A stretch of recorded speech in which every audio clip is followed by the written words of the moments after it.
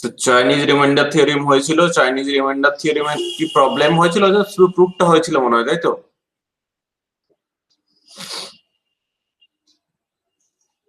আরেকবার আমি বলে দিচ্ছি চাইনিজ রিমাইন্ডার থিওরেমের প্রুফ কি ছিল।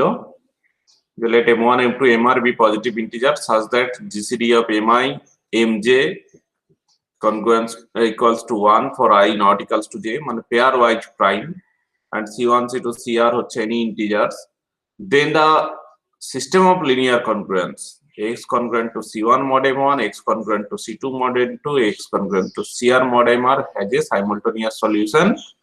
সাইমালটেনিয়াস সলিউশন মানে কি না, একটা সলিউশন x সমান x0 পাওয়া যাবে, যেটা হচ্ছে একেও স্যাটিসফাই করবে, একেও স্যাটিসফাই করবে, একেও স্যাটিসফাই করবে, এন্ড দিস সলিউশন বা that which solution is unique modulo m1 m2 mr, মানে ওই সলিউশনটা আবার x0 যদি একটা সলিউশন হয় তাহলে x0 plus k into m1 m2 mr এটাও একটা সলিউশন হবে, 2k into m1 m2 mr এটাও একটা সলিউশন হবে, এইভাবে।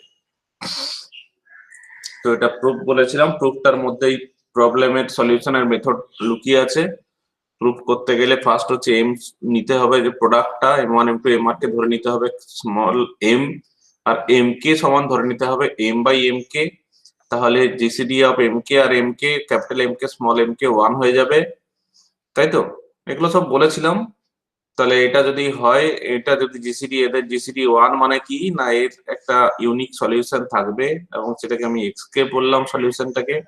তাহলে এক্স কে যদি এর সলিউশন হয় তাহলে M K X K converge two 1 হবে ফর মড এক্স কে, আর এটা কনভার্জ টু 0 হবে ফর আদার এক্স কে, মানে x1 x2 এগুলোর জন্য 0 হবে। তাহলে সি কে দিয়ে গুণ করে দিলে C K M K X K converge to C K হবে ফর মড এম কে, আর এখানে C K M K X K converge to 0 হবে ফর আদার। এন্ড ফাইনালি আমি x0 একটা ইন্টিজার ধরবো, কিভাবে ধরবো, যে c1 m1 x1 plus c2 m2 x2 plus cr mr xr, দেন আমরা দেখতে পাচ্ছি যে x0 congruence two c1 mod m1 এবং একে c1 দিয়ে গুণ করে দিলে, কেন না যেহেতু এইটা কনগ্রুয়েন্স টু c1 আর এই বাকিগুলো সব কনগ্রুয়েন্স টু 0, তাই একই রকম ভাবে x0 congruence to c2 mod m2, x0 congruence to c2 mod m3, x0 congruent to cr mod mr, তার মানে x0 হচ্ছে ওই যে যত সাইমালটেনিয়াস যতগুলো ইকুয়েশন ছিল সিস্টেম অফ ইকুয়েশনের সবগুলোকে স্যাটিসফাই করছে, তার মানে x0 is a solution of the given system of congruence. And finally unique দেখাতে গেলে আমি x ড্যাশ আরেকটা সলিউশন ধরে নিলাম এর x ড্যাশ, এবার x ড্যাশ কে আমি দেখালাম congruent two x0 mod m1 m2 mr, তার মানে সলিউশনটা হচ্ছে ইউনিক। এইটা ছিল সলিউশন প্রুফের মেথড। প্রুফের মেথডও করে রাখতে হবে পরীক্ষার জন্য। এছাড়া এবার আমরা অঙ্ক করেছিলাম, যে ধরো এটা সলভ করতে দিয়েছে যে x congruence to 1 mod 3, x congruence to 2 mod 5, x congruence to 3 mod 7, একে সলভ করতে দিয়েছে। কিভাবে সলভ করব না, ফার্স্ট হচ্ছে আমরা করব কি না, m সমান ধরে নেব 3 ইনটু 5 ইনটু 7 মানে 105, m1 মানে ধরে নিচ্ছি m বাই 3 মানে 35, m2 মানে হচ্ছে m বাই 5 মানে 21, m3 মানে হচ্ছে m বাই 7 মানে 15। তাহলে পরিষ্কার জিসিডি অফ m1 m1 3 1 হবে, জিসিডি অফ m2 5 1 হবে, জিসিডি অফ m3 7 1 হবে।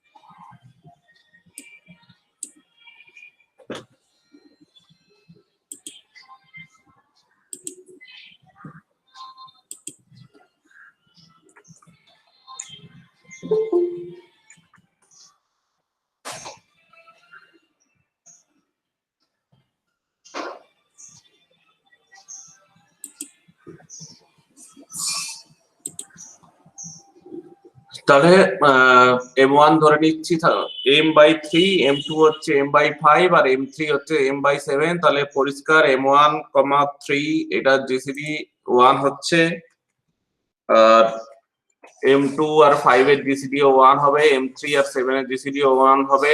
এবার যেহেতু এই M1 3 মানে হচ্ছে 35 3 এর জিসিডি 1, তার মানে এই যে ইকুয়েশনটা 35 ইকুয়ালস কনগ্রুয়েন্ট টু 1 মড 3 এর একটা সলিউশন থাকবে, যে সলিউশনটা তোমাকে নিজেকে বের করতে হবে রাফে।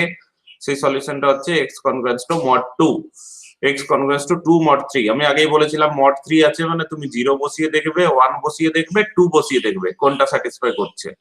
0 বসালে তো 0 হয়ে যাচ্ছে, 2 বসালে 35 ইন্টু 2 মানে 70, 70 কে 3 দিয়ে ভাগ করলে কত হচ্ছে দেখবে 1 হচ্ছে না। আর সরি 1 বসালে কত হচ্ছে না, 1 বসালে 35, 35 কে যদি আমি 3 দিয়ে ভাগ করি কত হচ্ছে 3 35, 12 11 3 33 মানে 2 হচ্ছে। আর তাহলে একটাই অপশন পড়ে থাকছে যে 2, 2 বসালেই আমাদের স্যাটিসফাই করে যাচ্ছে, তার মানে x কনগ্রুয়েন্ট টু 2 মড 3 যে সলিউশন। একই রকম ভাবে যেহেতু জিসিডি অফ 21, 5 এটা 1 হচ্ছে, তার মানে the congruence 21x equals to 1 mod 5 has a unique solution and the solution is x congruence to 1 mod 5। কারণ এখানে স্যাটিসফাই করে দেখবে 0 1 2 3 4 পর্যন্ত যে দেখা যাচ্ছে যে 1 বসালেই হচ্ছে। আর ফাইনালি যেহেতু জিসিডি অফ 15, 7 ইকুয়ালস টু 1, তার মানে the linear congruence 15x congruence to 1 mod 7 has a unique solution and the solution is x equals to 1 mod 7। এবার তাহলে আমার যে সলিউশনটা হবে সেটা কত হবে না, x0 ইকুয়ালস টু ওই যে c1 m1 যেটা আমরা ধরেছিলাম, এই যে c1 m1 x1 plus c2 m2 x2 plus cr mr xr, এটা হচ্ছে x0 এবং এটাই হচ্ছে সলিউশন। তাহলে এই x0 ইকুয়ালস টু c1 মানে 1 m1 x1, এখানে এই যে প্রথম ইকুয়েশনটা লক্ষ্য করো, c1 মানে 1 m1 মানে 35, x1 মানে প্রথমটা সলিউশন। একই রকম ভাবে c2 m2 x2, c2 হচ্ছে এখানে এই যে এটা হচ্ছে c2 m2 আর x2, আর এখানে হচ্ছে c3 m3 x3। ভুল বলছি,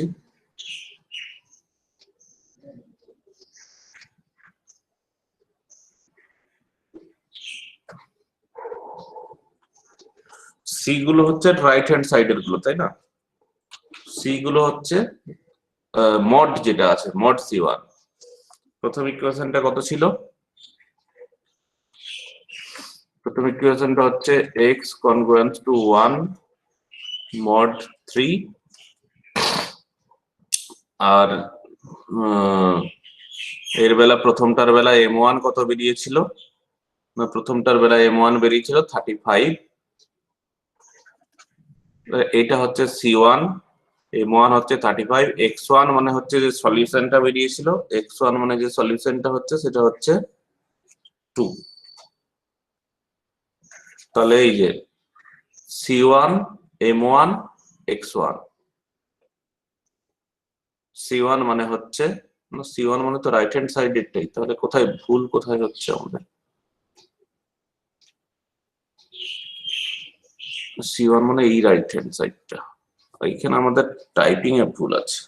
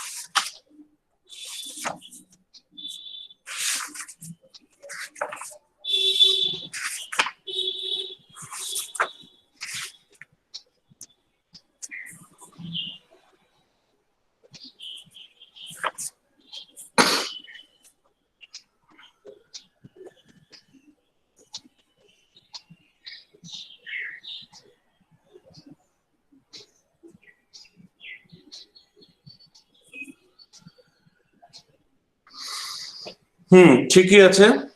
এখানে C1 মানে হচ্ছে 1, C2 মানে হচ্ছে 2,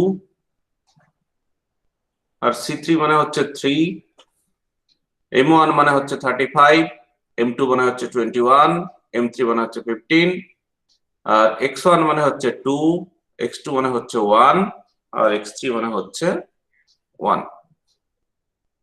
তাহলে C1, M1, X1, C2, M2, X2, C3, M3, X3, 157.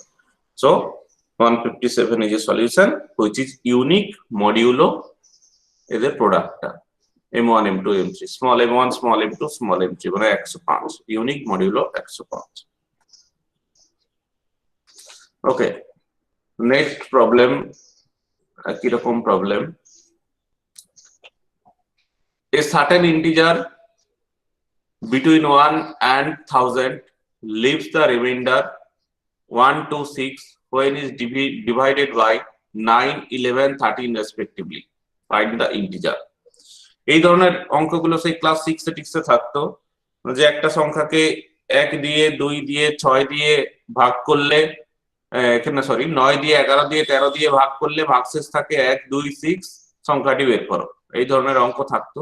সে তো এই ধরনের অঙ্ক চাইনিজ রিমাইন্ডার থিওরিম দিয়ে আমরা কি করে সলভ করব দেখো। তাহলে ইন্টিজারটাকে বলছে 9, 11, 13 দিয়ে ভাগ করলে ভাগশেষ থাকবে 1, 2, 6।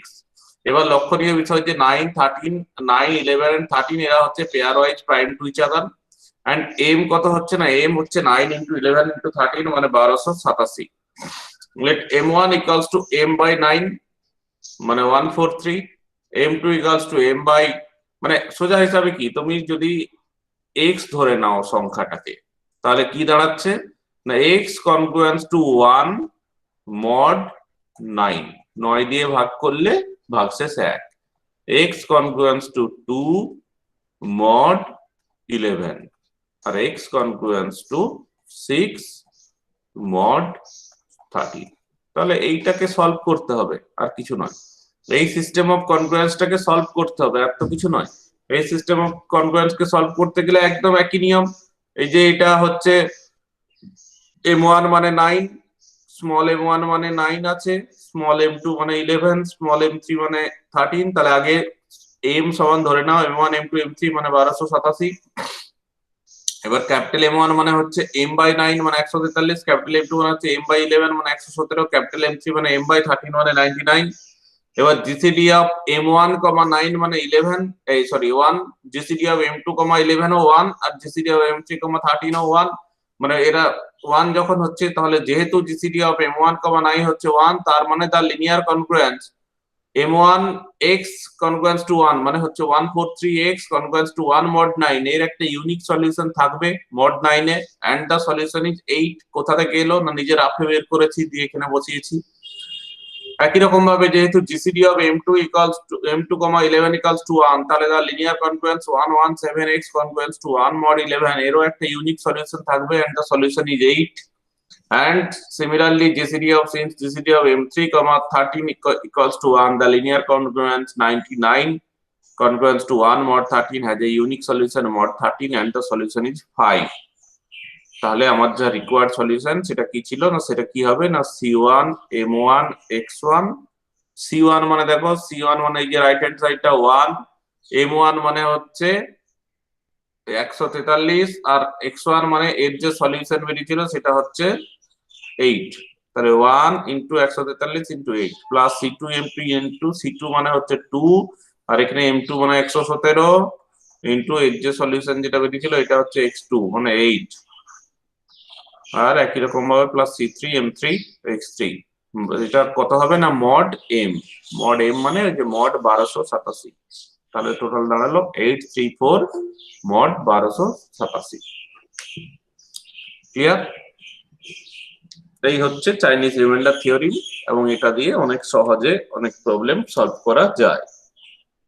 এই একটা প্র্যাকটিক্যাল এক্সাম্পল দেখানো হলো, যে এক্সাম্পল অলরেডি আমাদের যে কোনো পরীক্ষাতে আসতে পারে, কম্পিটিটিভ এক্সামে তো এই ধরনের কোশ্চেন গুলো আসে। ইন্টিজারের প্রত্যেকটা কোশ্চেনই কিন্তু সব জায়গায় আসবে, যারা ম্যাথ অনার্স নয় তারা, তাদের ক্ষেত্রেও ইন্টিজার কাজে লাগবে।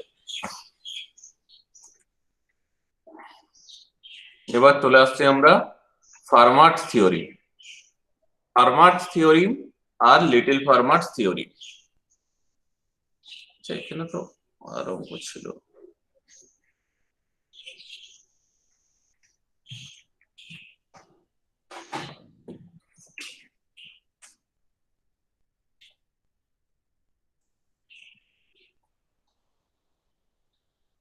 আচ্ছা, তোমরা তাহলে চাইনিজ রিমাইন্ডার থিওরেমের এই দুটো আমি অঙ্ক বললাম।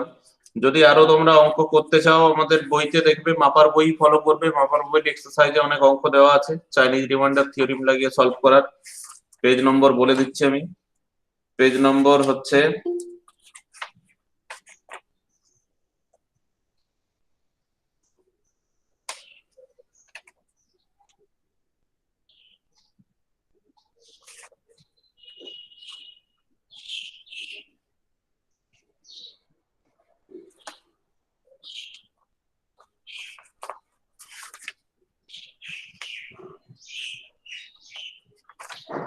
পেজ নম্বর 158 মাপার বই পেজ নম্বর 158 দেখবে 9-এর দাগ, 10-এর দাগ, 11-এর দাগ, 12-এর দাগ, 13-এর দাগ, 14-এর দাগ, এই অঙ্কগুলো সব চাইনিজ রিমাইন্ডার থিওরেমের অ্যাপ্লিকেশনের অঙ্ক।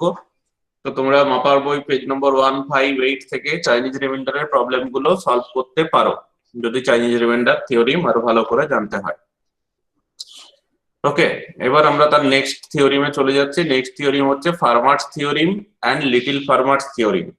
ফার্মার্স থিওরিম কি বলছে না, ফার্মার্স থিওরিম বলছে যে if p be a prime, p যদি একটা প্রাইম নাম্বার হয় and p is not a divisor of a, p যদি এর ডিভাইজার না হয়, then a to the power p minus 1 congruent to 1 mod p. p যদি prime and p is not a divisor of a হয়, then a to the power p minus 1 congruent to 1 mod p. আর এখানে যদি p যদি divisor not a divisor of A কথাটা না বলা থাকে, তখন কি হবে না, সেটা হয়ে যাচ্ছে little farmers theorem. if p be a prime and a is any integer, then a to the power p congruent to a mod p, then a to the power p congruent to a mod p। এটা হচ্ছে little farmers theorem. এই theorem তোমাকে মুখস্থ রাখতে হবে, দুটোই, farmers theorem, little farmers theorem মুখস্থ রাখতে হবে, যেহেতু সিলেবাস আছে প্রুফও করতে হবে। এছাড়াও বিভিন্ন অঙ্কের ক্ষেত্রে এটা খুব সুইটেবল, খুব কাজে লাগে অঙ্কের ক্ষেত্রে, সেগুলো আমরা দেখবো। তাহলে ফার্স্ট আমরা লিটল ফার্মার্স থিওরেমের প্রুফ পড়বো। তাহলে দুটো কেস, এই জেনি ইন্টিজার বলেছে, তাহলে কেস 1, পি যদি এ কে ডিভাইডস করে, দেন কি হবে না, দেন দ্য রেজাল্ট ইজ ট্রিভিয়াল। কেন বলা হচ্ছে না, পি ডিভাইডস এ, তার মানে কি না, A to the power P congruence to 0 mod P, কেটে যাবে, আবার A congruence to 0 mod P, তাহলে বাম পক্ষ ডান পক্ষ 0 হয়ে যাচ্ছে, তার মানে therefore a to the power p congruent to a mod p। তাহলে এই জন্যই বলা হচ্ছে the result is trivial। যদি p a কে ডিভাইড করে, then the result is trivial।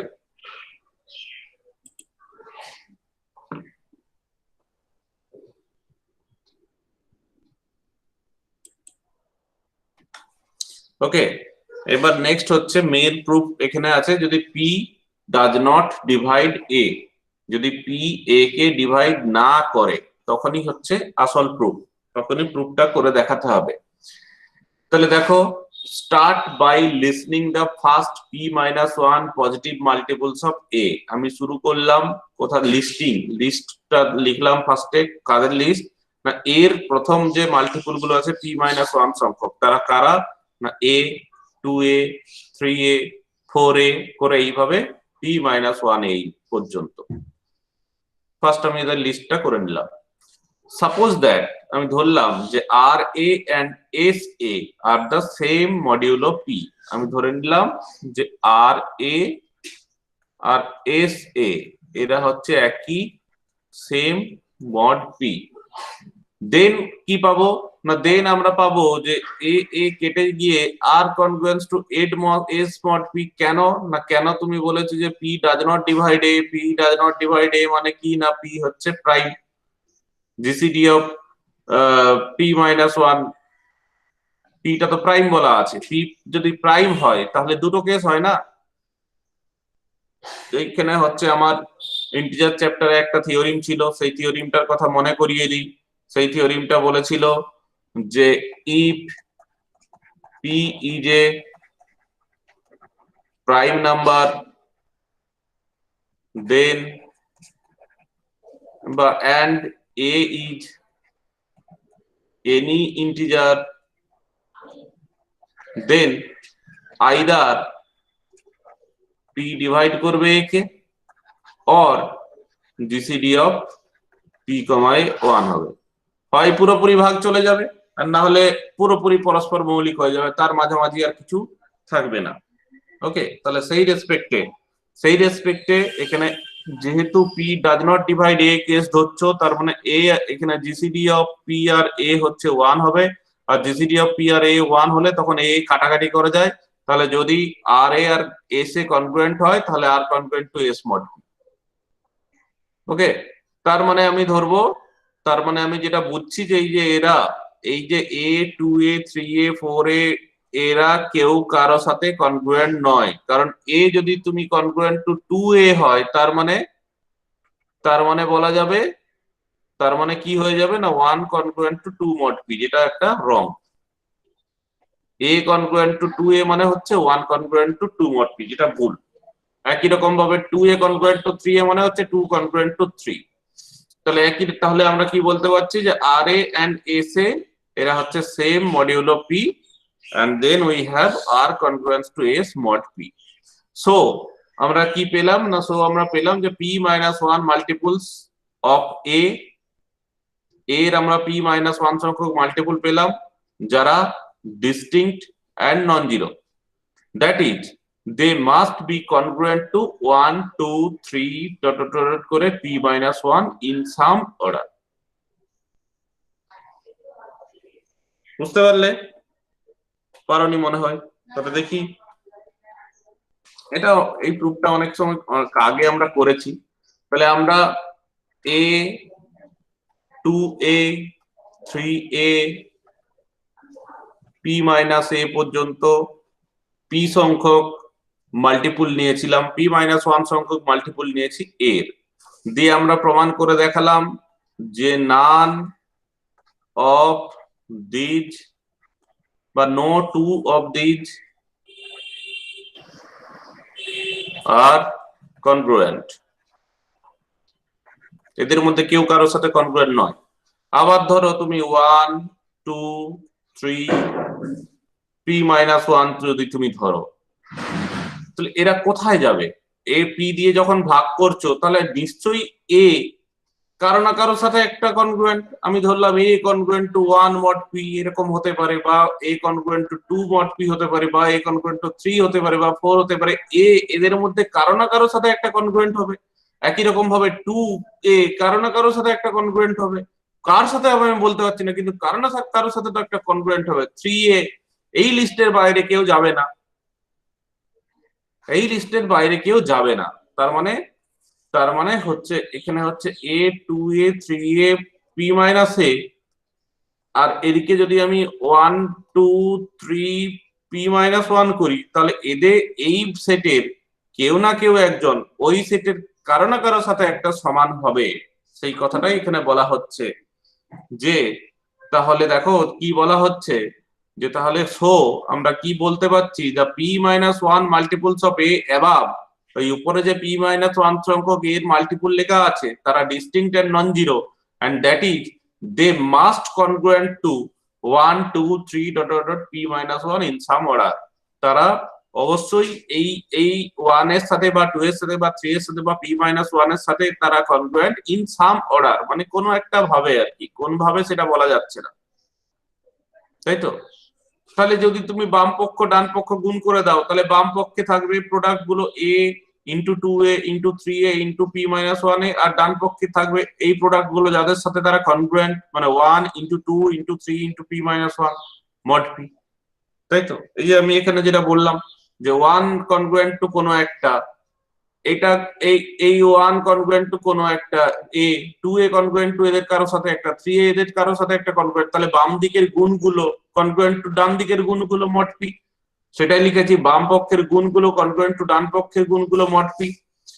এবার বাম পক্ষে গুণ করলে কত আসছে না a to the power p minus 1 into p minus 1 factorial congruent to p minus 1 factorial mod p। এবার যেহেতু যেহেতু p মাইনাস 1 ফ্যাক্টোরিয়াল আর p এদের গসাগু কত না, এদের গসাগু 1, GCD of p minus 1 factorial p হচ্ছে 1, তাহলে এটা p minus 1 factorial p minus 1 factorial কেটে ফেলা যাবে, তাহলে dividing both side by p minus 1 factorial we get a to the power p minus 1 congruent to 1 mod p, and multiplying both side by a we get a to the power p congruent to a mod p. Clear?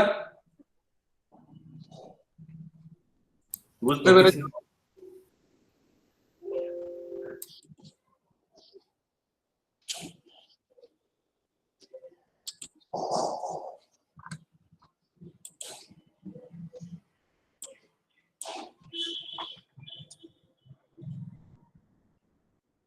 ঠিক আছে, তোমরা দেখবে, আবার বুঝতে না পারলে আবার বলবে, আবার বলা যাবে।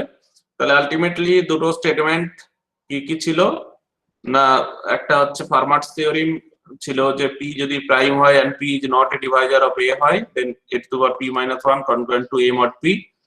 পরিষ্কার দেখতে পাচ্ছ কেস 2 টা হচ্ছে, যেটা কেস 2 আমরা প্রমাণ করলাম সেটাই হচ্ছে ফার্মার্স থিওরিমের প্রমাণ। ফার্মার্স থিওরিম পরীক্ষায় পড়লে তখন আর কেস 1 দেখানোর দরকার নেই, আর লিটল ফার্মার্স থিওরিম প্রমাণ করলে কেস 1 কেস 2 দেখানোর দরকার আছে। তখন যদি p be a prime and a is any integer then a to the power p congruent to a mod p। এবার হচ্ছে ফার্মার্স থিওরিম লাগিয়ে কিছু অঙ্ক করব আমরা, যেগুলো প্র্যাকটিক্যাল লাইফে অনেক কাজে লাগে। Find the least positive residue in 2 to the power 41 mod 23, মানে বাংলায় বললে যে 2 to the power 41 কে 23 দিয়ে ভাগ করলে কত ভাগশেষ থাকবে, এটা বাংলায় যদি কোশ্চেন করা হয় 2 to the power 41 কে 23 দিয়ে ভাগ করলে কত ভাগশেষ থাকবে। তাহলে দেখো, একটু আগে তুমি ফার্মার্স থিওরিম অনুযায়ী p যদি আমি 23 ধরি আর a যদি আমি 2 ধরি, তাহলে কি দেখা যাচ্ছে না, p প্রাইম হচ্ছে and হচ্ছে p does not divide but 2 does not divide p is not a divisor of 2, তাহলে by ফার্মার্স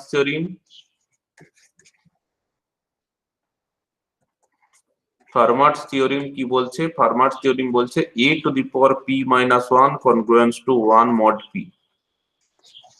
তার মানে হচ্ছে a মানে কত না 2 to the power 23 minus 1 congruent to 1 mod 23, মানে হচ্ছে 2 to the power 22 congruent to 1 mod 23। কত আনতে হবে তোমাকে, 2 to the power 41 আনতে হবে। তাহলে হোল স্কয়ার করে দাও, 2 to the power 22 এর whole square congruent to 1 square mod 23, মানে 2 to the power 44 congruent to 1 mod 23। এবার হচ্ছে এটা কত হচ্ছে না 2 cube into 2 to the power 41 congruent to 1 mod 23।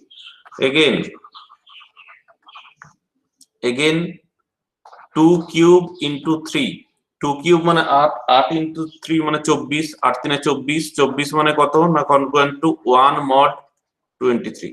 তাহলে এটা থেকে তাহলে কি বলতে পারো যে therefore 2 cube into 2 to the power 41 congruent to 2 cube into 3 mod 23। তাহলে 2 কিউব কেটে যাচ্ছে, তাহলে 2 to the power 41 congruent to 3 mod 23, এই হচ্ছে answer. 2 to the power 41 congruent to 3 mod 23।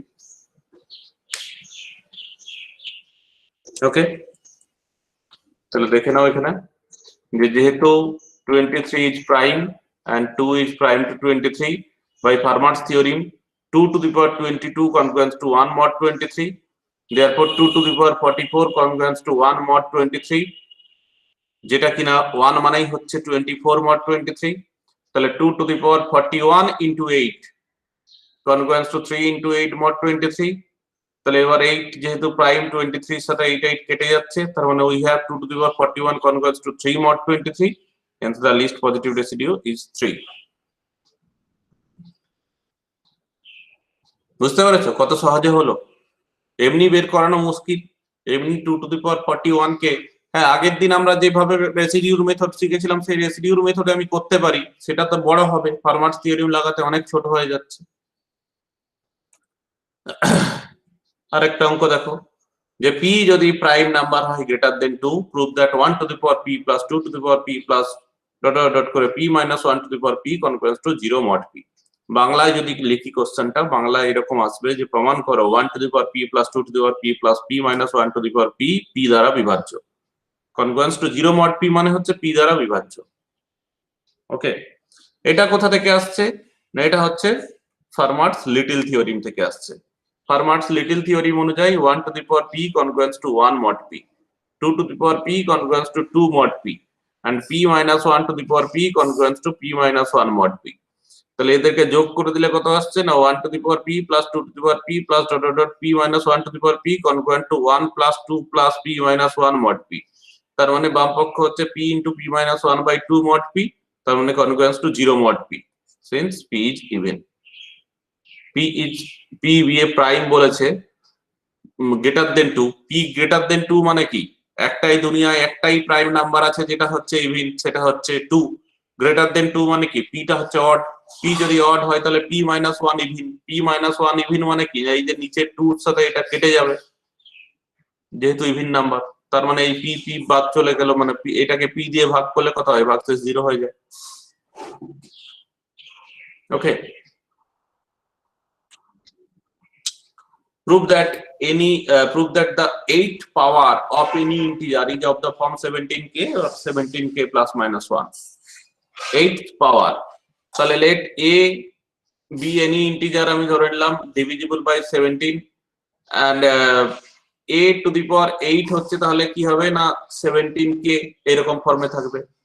আমি ধরে নিলাম a ইন্টিজারটা, তাহলে a যদি 17 দ্বারা বিভাজ্য হয় তাহলে a টু দি পাওয়ার 8 ও 17 দ্বারা বিভাজ্য, তাহলে a টু দি পাওয়ার 8 কি রকম থাকবে না 17k এই ফর্মে থাকবে, তাহলে একটা হয়ে গেল প্রমাণ। এবার a যদি 17 দ্বারা বিভাজ্য না হয়, a is not divisible by 17 and then a is prime to 17, a তাহলে 17 এর সাথে প্রাইম, তাহলে ফার্মার্স থিওরিম বলছে কিনা a to the power 16 congruence to 1 mod 17, তাহলে a to the power 16 minus 0 congruence to 0 mod 17। একে ফ্যাক্টরে ভাঙলে a to the power 8 minus 1 into a to the power 8 plus 1 congruence to 0 mod 17। Okay, either a to the power 8 minus 1 congruence to 0 mod 17 or a to the power 8 plus 1 congruence to 0 mod 17। তাহলে যদি a to the power 8 minus 1 congruence to 0 mod 17 হয় তাহলে কি হচ্ছে না a to the power 8 equals to 17k plus 1, আর যদি a to the power 8 plus 1 congruence to 0 mod 17 হয় তাহলে a to the power 8 হচ্ছে 17k minus 1 and hence a to the power 8 equals to 17k or 17k plus minus 1 where a is an integer। সোজা, অনেক সোজা ভাবে হয়ে যায় farmers theorem লাগালে অঙ্কগুলো। আরেকটা দেখো, যে so that a to the power 12 minus b to the power 12 is divisible by 91 if a and b are both prime to 91। তাহলে since a is prime to 91, a is prime to both 30 13 and 7, যেহেতু a 91 এর সাথে prime তাহলে a 13 এর সাথেও prime আর 7 এর সাথেও prime. তাহলে ফার্মার্স থিওরেম বলছে যে a to the power 12 minus 1 congruence to 0 mod 13 and a to the power 6 minus 1 congruence to 0 mod 7। তাহলে since a to the power 6 minus 1 congruence to 0 mod 7, it follows that a to the power 12 congruent to 1 mod 7, but now a to the power 12 minus 1 congruence to 0 mod 13 and a to the power 12 minus 1 congruence to 0 mod 7, তাহলে together imply করছে a to the power 12 minus 1 congruence to 0 mod 91 since 13 and 7 are prime to each other। Similarly b to the power 12 minus 1 congruence to 0 mod 91, তাহলে therefore a to the power 12 minus b to the power 12 congruence to 0 mod 91। একই রকমের অঙ্ক বারবার বেশি বললে boring হয়ে যাবে আর শুনতে ইচ্ছা করবে না, তো তোমরা দেখবে কি করা যায়, অঙ্কগুলো ট্রাই করে দেখবে। এবার লাস্ট হচ্ছে আজকের যে মানে ইউনিট 1 এর যেটা লাস্ট টপিক ছিল সেটা হচ্ছে উইলসন থিওরি। উইলসন থিওরিমটা কি বলছে না, উইলসন থিওরিম বলছে if p be prime then p minus 1 factorial plus 1 congruence to 0 mod p. p যদি প্রাইম নাম্বার হয় দেন p minus 1 factorial plus 1 এটা হচ্ছে congruence to 0 mod p. এর প্রুফটা আমি আর আজকে করাবো না। আজকে তোমরা তাহলে যেগুলো আমি দিলাম যে চাইনিজ রিমাইন্ডার থিওরিম থেকে কিছু অঙ্ক করো, আর এই ফার্মাট থিওরিম, লিটল ফার্মাট থিওরিম এগুলো হচ্ছে তোমার মাপার বইতে পেজ নম্বর 163 তে আছে চাইনিজ সরি ফার্মাট আর লিটল ফার্মাট থিওরিম। তার কিছু প্রবলেম আছে এখানে, ওয়ার্ক এক্সাম্পল 1 2 3 4, আর তার এক্সারসাইজ হচ্ছে এক্সারসাইজ 3C। এক্সারসাইজ 3C তে গেলে তুমি এই ধরনের অঙ্কগুলো পাবে যেগুলো হচ্ছে এই ফার্মাট থিওরিমের অ্যাপ্লিকেশনে করা, যেমন 17 দাগের অঙ্কগুলো করতে পারো, 18 দাগের অঙ্কগুলো করতে পারো, বা নোট থেকে তুমি দেখতে পারো, আমার নোটে করে দেওয়া আছে ইন্টিজারের নোটটাতে। ওকে, তো আজ এই পর্যন্ত থাক। পরের দিন আমরা উইলসন থিওরিম করিয়ে ইউনিট 1 শেষ করব, তারপরে ইউনিট 2 শুরু করব। আচ্ছা।